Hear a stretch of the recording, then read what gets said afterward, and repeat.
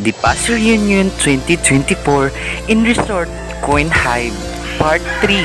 A family reunion is a time to remember, a time to laugh, a time to celebrate, a time to share old stories and make new memories, a time to see each other in the new face all around us and find reflection of ourselves in heart, both young and old.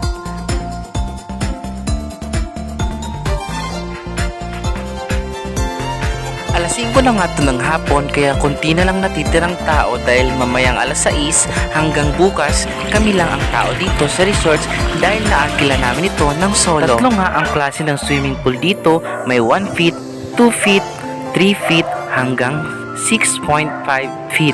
Sa mga oras nga ito guys ay lilinisin pa lang ang swimming pool na ito dahil nag-uwian na yung mga naligo dito mula umaga. Araw-araw nga nila ito linilinis umaga at gabi. Ito nga guys ang cottage na 500 pesos ang isa. Sakto lang ang laki ng cottage na ito, hindi maliit at hindi rin malaki, saktong-sakto para sa magtutropa o magkakapamilya.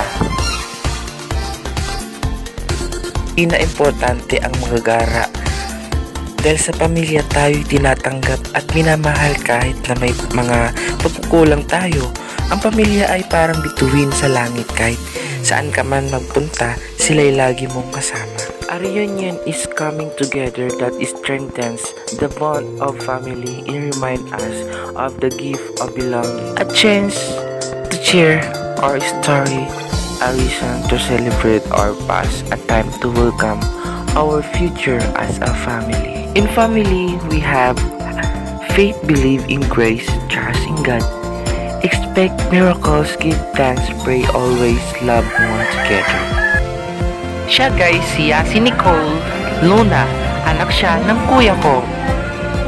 Ito naman si Denden, ang anak ni King na pinsan ko. Siya naman si Marinel De Paz, ang aking pinsan, at ang kasama niyang anak na si Ayisa. Dahil sa imahe ng bubuyog na yan, napaganda ang design ng pool na ito. At i-shoutout ko na rin yung lahat namin kasama dito sa resort. Siyempre ako, lalangoy ako.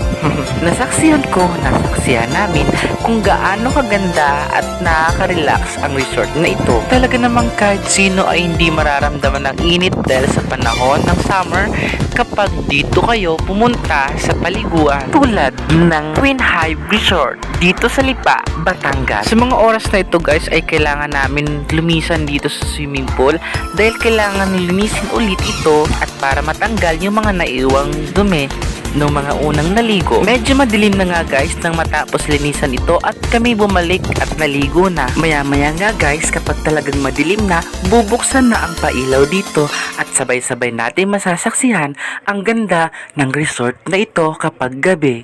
Sa mga oras na ito, ang mga naliligo nga nasa video niyan ay kami-kami na lang natitira. Dahil nga'y sulong-sulo namin ang resort na ito ngayong gabi. Siya nga guys si Mariel De Paz at ang asawa niya. Ito naman si Kim at ang asawa niya. Siya naman si James Luna, ang kapatid ko. Ito ang anak ni kuya at asawa na si Johan at si Wendy Len.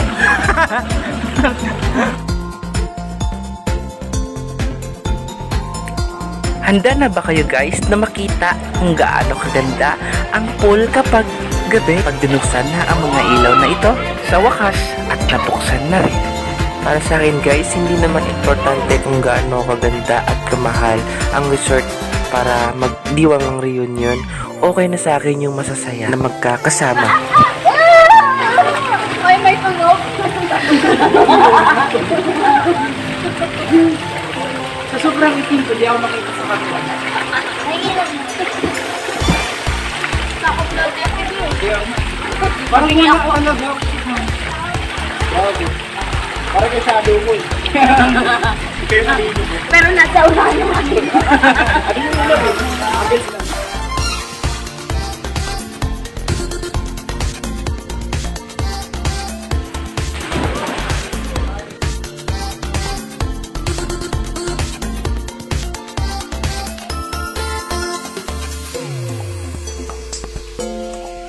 Alas 12 na nga ng gabi at kailangan na namin magpahinga at maliligo ulit kami kinabukasan. At di na natatapos ang vlog na ito.